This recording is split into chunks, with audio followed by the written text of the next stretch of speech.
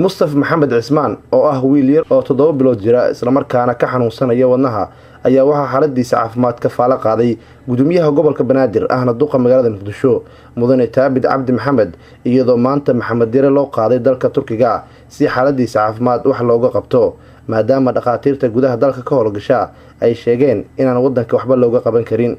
duqa magaalada Muqdisho Taabid Cabdi Maxamed oo garoonkaadana cadde ku sugootiyay Maxamed Mustaf Cismaan iyo hooyadiisa ayaa waxa uu la hadlay warbaahinta isagoo ugu baaqay bulshada Soomaaliyeed inay iscaawiyaan iskuna naxariistaan ummadda Soomaaliyeed ugu baaqa meel kasta ay joogaan inaad ka qayb qaadataan daryeelida aan qofka aanan ogeyn ama awood aan lahayn markaad u istaagtaan oo aad runtii ka qayb qaadataan Ilaahayna uu ajir xasanaad buu idinka siinaya ummadda Soomaaliyeedna waxay ogtahay inaan isu maqannahay waa run qorshayaasheena way ku jirtaa inaan Ilaahay idinkiisa meeshan ka sameeyno isbitaalada caalamiga oo dalka dibadiisa looga maarmo oo hadafkeena fog uu yahay inaan adeega caafimaadka aan hormarin wax badan ka qabanno laakiin intaan ku gaarayna macnaheedu ma dadkeena inaan hilmaamno hal qof hadii aan wax weli karno waajibna saaran waaye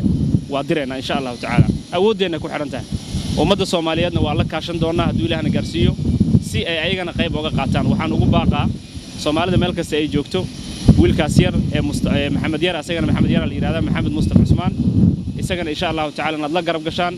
dadka Istanbul joogo waa noo ballan qaadeen in qayb weyn ka qaadan doonaan insha Allah ay meesha ugu tagi doonaan ay saalka geyn doonaan laakiin qof walba waxa ugu baaqaya xasanaadkan socdo ka qayb qaata aragtida fog oo inaan yeelano isbitaal caalami magaalada Muqdisho isbitaal caalami ah oo wax ka qaban kara oo aad dalka dibadiisa looga maarmo waa ku gaari doonaa laakiin intaan ku gaareyno dadkeena mudan inaan ka qayb qaadano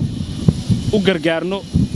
garabkooda buuxino waa inaan 4 saac buuxino haddana awoodeena ay tahay hadafkaas fog aan leenahay waa ku gaari doonaa insha Allah Ilaahay safar guul leh ka soo siiyo ummadda dhan waxaan leeyahay sidaas oo kale uga qayb qaata aad iyo aad u mahadsantihiin 11 bisha November ee sanadkan ayaa sidan oo kale duqa magaalada Muqdisho waxa uu kafaala qaaday xaaladda caafimaad ee Maxamed oo ah wiil 7 sano jir ah oo isna ka xanuunsanayay wadnaha kaas oo xaaladiisa wadanka wax looga qaban waayay isla markaana loo qaaday dalka Turkiga sidaas si lamid ah ayaa gudoomiyaha gobolka Banaadir waxa uu 25 bisha November ee sanadkan uu kafaala qaaday xaaladda caafimaad ee Zainab Ibrahim Cabdi